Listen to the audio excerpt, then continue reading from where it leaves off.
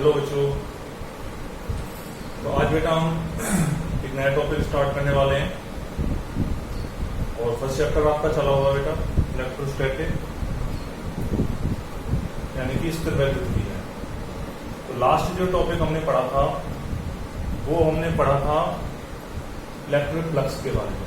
ठीक है, electric flux क्या होता है, इलेक्ट्रिक फ्लक्स की इक्वेशन क्या होती है, ठीक है ना। इसके बाद हमने इक्वेशन कैलकुलेट की थी, परिभाषा पढ़ी थी, डेफिनेशन वाइज समझा था उसको। आज हम पढ़ेंगे continuous charge distribution. Continuous charge distribution इसका मतलब क्या है? इसको हम बोलते हैं सतत आवेश वितरण। सतत आवेश वितरण। सतत का मतलब होता है इक्वल फॉर्म में, यानी कि समान रूप से अगर हम आवेश को किसी भी एक सरफेस पे अगर हम डिस्ट्रीब्यूट करें, वितरित करें, तो उसे हम बोलेंगे सतत आवेश वितरण यानी कि कंटिन्यूअस चार्ज डिस्ट्रीब्यूशन। अब कंटिन्यूअस चार्ज डिस्ट्रीब्यूशन जो होता है, ओके, सतत आवेश वितरण का मतलब क्या होता है कि किसी भी एक सरफेस पे आवेश को समान रूप से विभाजित कर देना, बांट देना। ठीक है, अब कैसे हम बांट सकते हैं? तो इसको समझने के लिए तीन टाइप के आपके कंटिन्यूअस चार्ज डिस्ट्रीब्यूशन होते हैं, 3 टाइप्स। तो पहला कौन सा होता है? पहला होता है रेखीय आवेश वितरण। रेखीय आवेश वितरण। रेखीय आवेश का मतलब क्या हो गया? लीनियर चार्ज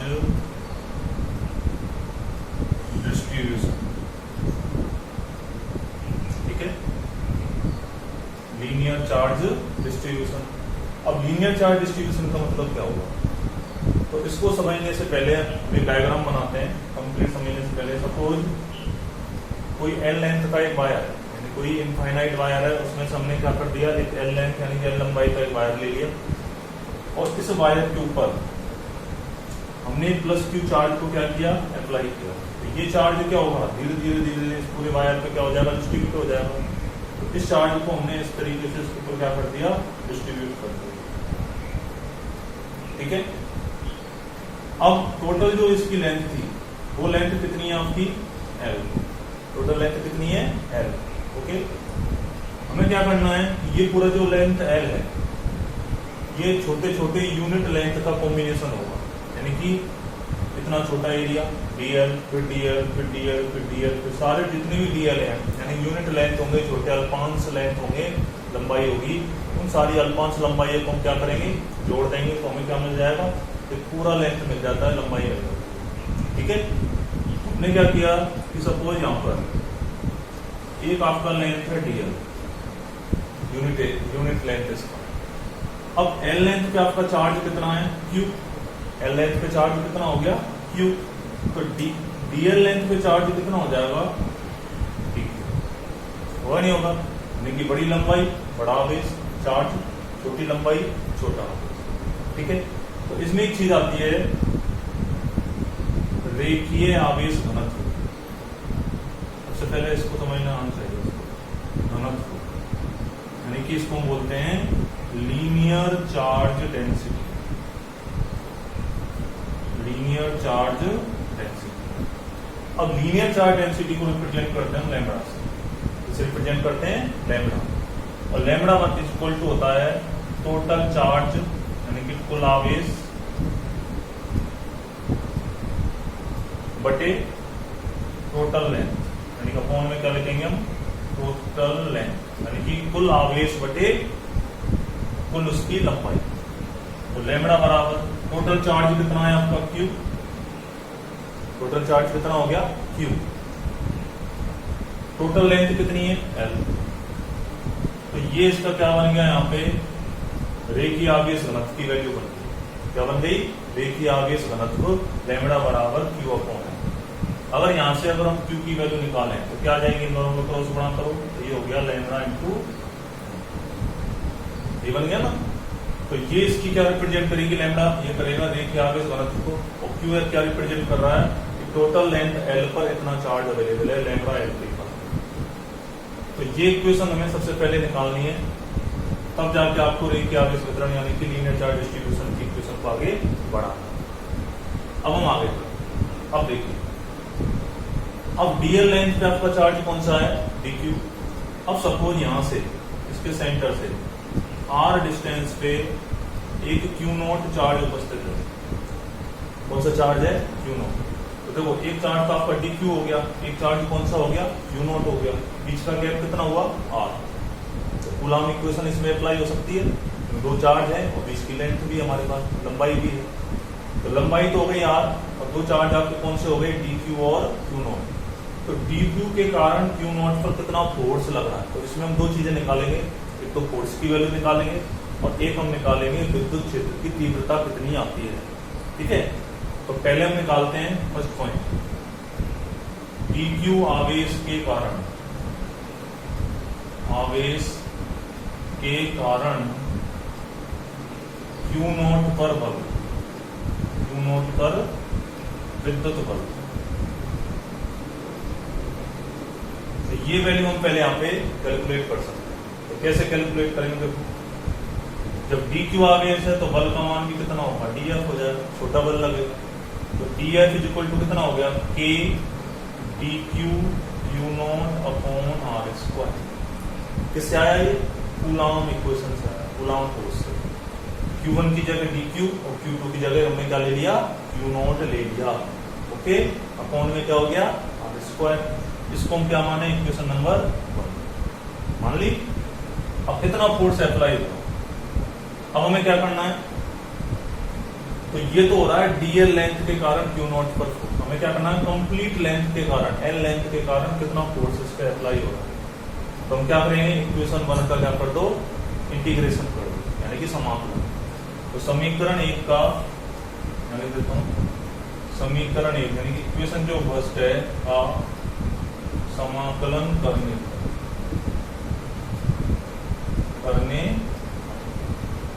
तो देखो इक्वेशन फर्स्ट का जब आप इंटीग्रेशन करोगे तो देखो ये तो समाकलन का साइन हो गया डीएफ, ये समाकलन का साइन यानी कि इंटीग्रेशन का, तो यहाँ कितना आ जाएगा, K D Q into Q naught upon R square. यही हो रहा ना। तो इस तरीके से आप इसका इंटीग्रेशन करोगे तो डीएफ का इंटीग्रेशन तो कितना हो गया, एफ हो गया। ठीक है, मैं लिख देता हूं एफ। अब डी क्यू और क्यू नोट, तो के कॉन्स्टेंट है, क्यू नोट को हम बाहर ले लो, ये भी कॉन्स्टेंट है, तो यहां बचा अंदर D Q upon R square. R square भी बाहर ले सकते हो आप, तो ये भी एक कॉन्स्टेंट हो गया, या फिर मत लो, अंदर रहने दो। अब यहां से जब Q is equal to lambda into D L है तो D Q is equal to कितना हो जाएगा, लैम्बडा इंटू डीएल हो जाएगा, नहीं हो जाएगा। Q की वैल्यू कितनी है, lambda into L, total length total charge. तो D Q is equal to कितना हो जाएगा, D Q is equal to lambda into DL. तो ये वैल्यू मैंने यहां रख दी। तो एफ बराबर कितना आया, K Q naught lambda dot DL upon R square. ठीक है, तो ये टोटल फोर्स की वैल्यू है, इसको मानो इक्वेशन नंबर 2। ये तो फोर्स आ गया। अब इंटेंसिटी यानी कि विद्युत क्षेत्र की तीव्रता कितनी होगी, क्योंकि पॉजिटिव चार्ज है तो बाहर की तरफ तीव्रता होगी, इंटेंसिटी होगी। इस क्यू नोट को इसके नीचे ले जाएं तो F upon Q naught is equal to K lambda dot DL upon R square. अब एफ अपॉन क्यू नोट किसके इक्वल हो गया, ई के इक्वल हो गया, तो lambda dot DL upon R square. तो इक्वेशन नंबर जो 3rd आई है वो तो इंटेंसिटी की है, तीव्रता। ओके, और जो इक्वेशन नंबर 2 है ये किसकी वैल्यू आई है, फोर्स की इक्वेशन। क्लियर। अब के की वैल्यू सब जानते ही हैं, कितनी होती है, 1/4 पाई एप्सिलॉन, ये इतनी वैल्यू होती है। ये हम सिर्फ कर देंगे, अब साइड में लिख के आप रख सकते हो ऐसे। तो ये आपका पहला हो गया फर्स्ट कंटीन्यूअस चार्ज डिस्ट्रीब्यूशन का पहला पार्ट है, लीनियर चार्ज डिस्ट्रीब्यूशन यानी कि रेखीय आवेश वितरण। रेखीय आवेश वितरण में सबसे पहले हमने निकाला था रेखीय आवेश घनत्व क्या होता है। वही टोटल लेंथ L लंबाई का कोई भी एक लाइन है, कोई भी एक रोड है, उसके छोटे भाग पर कितना आवेश उपस्थित है। तो टोटल चार्ज यानी कि कुल आवेश बटे कुल उसकी क्या हो गई लंबाई। कुल आवेश तो Q है, कुल लेंथ उसकी क्या हो गई L हो गई। तो इतना आपका डेंसिटी आ जाएगा लैम्डा। ठीक है, फिर हमने Q का मान निकाला, वैल्यू निकाला, तो लैम्डा इंटू L हो गई। अब हम निकालेंगे कि इस dq के कारण dl पे कौन सा चार्ज है dq, इस q नॉट पर कितना बल लग रहा है। तो df बल लगेगा, छोटा आवेश है, तो इसका हम इंटीग्रेशन करेंगे कूलॉम नियम के अनुसार। तो ये इंटीग्रेशन किया, ये बल की इक्वेशन आ गई, इसको हम ऐसे लिख सकते हैं। dq का मान हमने ऑलरेडी q का मान निकाल चुके हैं, तो dq का मान यहाँ से आ जाएगा, f का मान आ गया। इस q नॉट को f के नीचे ले जाओ, तो इंटेंसिटी की इक्वेशन आ जाएगी। तो ये तो इसका फर्स्ट पार्ट है। सेकंड पार्ट इसका होता है, तो इसको बोलेंगे रेखीय आवेश वितरण, L लंबाई। सेकंड इसका पार्ट होता है, अब ये समझ में आ गया तो इट मीन्स दूसरा भी समझ में आ जाएगा बहुत इजी तरीके से। देखिए दूसरा है surface charge distribution. Surface charge distribution, इसको हम क्या बोलेंगे पृष्ठ आवेश घनत्व, वो पृष्ठ आवेश घनत्व, पृष्ठ आवेश। अब तक हमने किस पे लिया था, एक लेंथ का वायर लिया था। अब हम यहाँ पे क्या लेंगे सरफेस लेंगे, जो कि एक्स वाई प्लेन यानी कि दो डायरेक्शन में अवेलेबल है। सपोज एक हमने ये पृष्ठ ले लिया, ठीक है, इसका नाम दे दिया S। अब इस S पर क्या किया, प्लस Q आवेश अप्लाई किया, तो ये आवेश समान रूप से इसकी सरफेस पे क्या हो जाएगा, पृष्ठ पर वितरित हो गया ना, इस तरीके से। अब इसकी भी आपका घनत्व कोई ना कुछ आएगा इक्वेशन, जैसे पहले उसमें लैम्डा आई थी, तो इसका भी तो घनत्व होना चाहिए कि किसी यूनिट एरिया में कितना आपका आवेश उपलब्ध है, कितना चार्ज उपलब्ध है। ठीक है ना, तो हम सबसे पहले इसका क्या निकालेंगे, पृष्ठ आवेश घनत्व। क्या लिखेंगे, पृष्ठ आवेश घनत्व। इसको क्या बोलते हैं हम, सरफेस चार्ज डेंसिटी। क्या बोलेंगे, सरफेस चार्ज डेंसिटी। अब सरफेस चार्ज डेंसिटी को रिप्रेजेंट करते हैं किससे, रो से। यहाँ लिख देता हूं, उसमें लैम्डा था, इसमें क्या है रो। तो कुल आवेश बटे उसमें क्या था, कुल लंबाई, और यहाँ पे क्या आएगा कुल आवेश यानी टोटल चार्ज अपॉन कुल क्षेत्रफल, एरिया हो गया पृष्ठ पूरा। अब रो इज इक्वल टू कितना हो जाएगा, आवेश तो Q हो गया और एरिया कितना हो गया H मान लो पूरी सरफेस, या A मान लो, ऐसे भी कर सकते हो। तो Q इज इक्वल टू कितना हो जाएगा,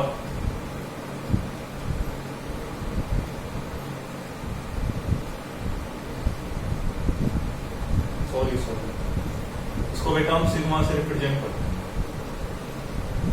करते हैं, सिग्मा से। तो Q इज इक्वल टू कितना हो गया, sigma into S. Q is equal to कितना हुआ, सिग्मा इंटू एस। तो उसको तो हमने लैम्डा से व्यक्त किया था, इसको किससे व्यक्त करेंगे, सिग्मा से। तो सिग्मा का जब हम यूज करेंगे तो Q इज इक्वल टू कितना हो गया, सिग्मा इंटू एस। इसी प्रकार अब इसका हम क्या कैलकुलेट करेंगे, फोर्स की वैल्यू। अब इसके लिए हमने क्या किया, इसका एक छोटा सरफेस एरिया ले लिया ds। कौन सा एरिया ले लिया, ds। और इसमें कौन सा चार्ज है आपका, dq। अब dq से सपोज r डिस्टेंस थे, सेम प्रोसेस, एक q नॉट चार्ज है, ऐसे उसमें माना था हमने। तो इस dq के कारण q नॉट पर कितना बल लग रहा है वो हमें कैलकुलेट करना। कैसे करेंगे, वही कूलॉम इक्वेशन से तो लिखेंगे कूलॉम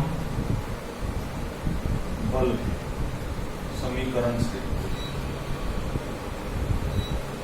तो क्या हो जाएगा ये, देखो dq के कारण q नॉट पर लगने वाला बल, dq के कारण q नॉट पर बल, पर लगने वाला बल कितना होगा, df होगा। तो df इज इक्वल टू कितना होगा, k dq q not upon r square. इतना ही हो गया। तो ये तो लगने वाला बल हो गया, इसको मान लो इक्वेशन नंबर फर्स्ट, मान ली फर्स्ट इक्वेशन। सेम ऐसे ही आपको क्या करना है, पूरे सरफेस के कारण लगने वाला बल संपूर्ण क्षेत्रफल या पृष्ठ के कारण, पृष्ठ के कारण बल कितना फोर्स अप्लाई होगा, इसका इंटीग्रेशन करो। सेम प्रोसेस है पहले की तरह ही, k dq q not upon r square. तो df का तो कितना हो गया, f हो गया, k और q नॉट को आप बाहर ले लो, यहाँ कितना बचा, dq upon r square, dq upon r square. अब dq की वैल्यू यहाँ से हम कैलकुलेट करें तो कितनी आएगी, dq इक्वल टू हो जाएगा सिग्मा इंटू ds। कितना हो जाएगा, q equal to sigma into s, तो dq equal to sigma into ds।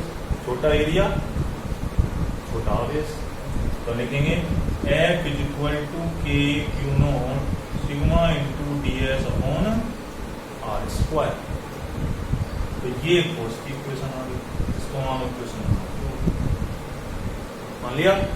अब इंटेंसिटी हम निकालें, तीव्रता, तीव्रता निकालें तो हम क्या करें, q नॉट को इसके नीचे ले जाओ, f upon q not k sigma into ds upon r square.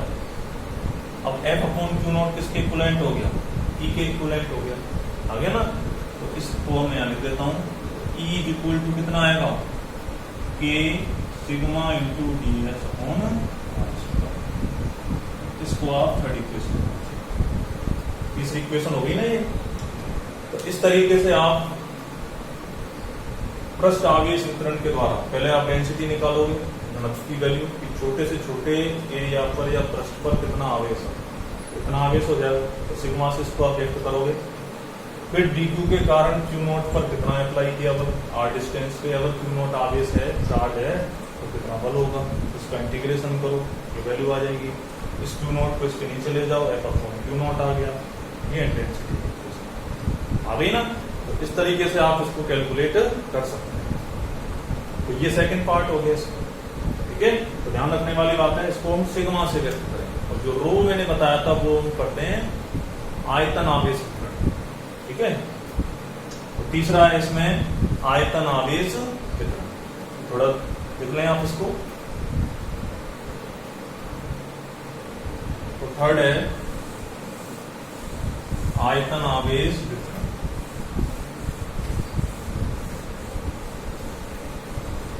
तो देखिए तीसरा है आयतन आवेश वितरण।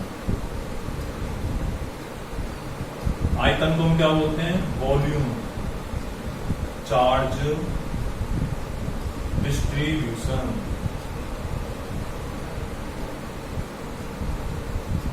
आयतन आवेश वितरण को क्या बोलेंगे, वॉल्यूम चार्ज डिस्ट्रीब्यूशन। ओके, अब देखो, तो वॉल्यूम यानी कि कोई ना कोई हम एक ऐसा कोई भी एक स्ट्रक्चर लें जिसमें वॉल्यूम, लेंथ, विड्थ और हाइट तीनों चीज अवेलेबल हो, तभी तो वॉल्यूम बनेगा। तो इसके लिए हम क्या करते हैं, क्यूब ले लेते हैं, क्या ले लेते हैं, क्यूब। इस तरीके से क्यूब बन गया। अब इस क्यूब पर इसका वॉल्यूम कितना है, V है, इसका आयतन कितना हो गया, V। इस पर क्या किया, प्लस क्यू चार्ज हमने अप्लाई किया। तो प्लस क्यू चार्ज अप्लाई करने से इसके होल सरफेस पे ये चार्ज क्या हो गया, डिस्ट्रीब्यूट हो गया equal equal manner, symmetric form, इस तरीके से ये हो गया। सेम वही प्रोसेस। अब इसकी जो डेंसिटी हम कैलकुलेट करेंगे, तो डेंसिटी को हम रिप्रेजेंट करते हैं यहाँ पे रो से। इसकी जो डेंसिटी होती है, यानी कि रो क्या है यहाँ पे, volume charge density, volume charge density. तो rho is equal to total charge upon total volume. तो टोटल चार्ज कितना है, Q, वॉल्यूम कितना हो गया, V। इससे अगर Q की वैल्यू निकालें तो रो इंटू क्या हो जाएगा, V हो जाएगा। क्लियर, वही सेम प्रोसेस, बस यहाँ पे हम रो से इसको व्यक्त करेंगे। सेम वही, इसका छोटा पार्ट ले लिया, छोटा Q, ठीक है, यानी कि स्मॉल वॉल्यूम हो जाएगा dV। अब dV पे कौन सा चार्ज होगा, dQ होगा, और dQ से r डिस्टेंस पे कौन सा आवेश है, Q नॉट आवेश है। सेम प्रोसेस, डायग्राम थोड़ा चेंज हो गया वॉल्यूम के साथ। तो dQ के कारण Q नॉट पर कितना आपका बल लग रहा है, फोर्स लग रहा है, तो उसको हम कैलकुलेट कर सकते हैं। तो लिखेंगे dQ के कारण Q नॉट पर लगने वाला, इंसॉर्ट कर रहा हूं मैं, आई थिंक आपको समझ में आ गया होगा। ये हो जाएगा dF इज इक्वल टू कितना होगा, K dQ Q not upon R square. इसको मान लो इक्वेशन फर्स्ट मान लिया। अब इसका इंटीग्रेशन करेंगे तो टोटल फोर्स आ जाएगा। तो इसका इंटीग्रेशन करें तो dF K dQ Q not upon R square, ये आया ना। तो देखो क्या आएगा, तो F इज इक्वल टू कितना आया, K Q नॉट को बाहर ले लें आउटर, यहाँ कितना बचेगा, dQ अपॉन R स्क्वायर, बच जाएगा ना। अब dQ की इक्वेशन फिर दोबारा यहाँ से कैलकुलेट करें तो dQ आपका कितना हो जाएगा, dQ इज इक्वल टू हो जाएगा रो इंटू dV वाली इक्वेशन से। तो F इज इक्वल टू कितना हो गया, फोर्स, ये हो जाएगा rho into dV upon R square, ये तो बन गया। तो ये तो फोर्स की वैल्यू आ गई, इसको मानो इक्वेशन नंबर सेकेंड। सेम इसी मैनर में हमें क्या करना है, इंटेंसिटी, तो इस Q नॉट को इसके नीचे ले जाओ, ये क्या हो गया इतना, K rho dot dV upon R square, इतना बन गया ना। अब F upon Q naught same क्या हो जाएगा, E, ये हो जाएगा K rho dot dV upon R square. तो ये इंटेंसिटी की इक्वेशन आ गई। तो तीनों की जो प्रोसेस है वो सेम है, बस थोड़ा डायग्राम का डिफरेंस है और इसकी जो डेंसिटी का सिंबल है वो डिफरेंस है, बाकी सेम सारी चीजें हैं। K की वैल्यू आपको बताइए 1/4πε0, ठीक है। तो आई थिंक ये तीनों चीजें आपको समझ में आई होंगी। 3 टाइप्स ऑफ चार्ज डिस्ट्रीब्यूशन होता है कंटिन्यूअस चार्ज डिस्ट्रीब्यूशन में, linear charge distribution, surface charge distribution और volume charge distribution. Linear charge density निकालेंगे तो उसको लैम्बडा से, सरफेस चार्ज डेंसिटी यानी कि पृष्ठ आवेश घनत्व निकालेंगे तो उसको किससे व्यक्त करेंगे, सिग्मा से, और वॉल्यूम चार्ज डेंसिटी यानी कि आयतन आवेश घनत्व निकालेंगे तो उसको किससे रिप्रेजेंट करेंगे, रो से व्यक्त करेंगे। ओके गाइस, तो ये ऐसे तरीके से आपको सारा डेरिवेशन, एक डेरिवेशन आ गई तो तीनों का वर्क आप कर सकते हैं, ठीक है। तो आज के लिए इतना ही, आप इसकी प्रैक्टिस करें। Thank you very much.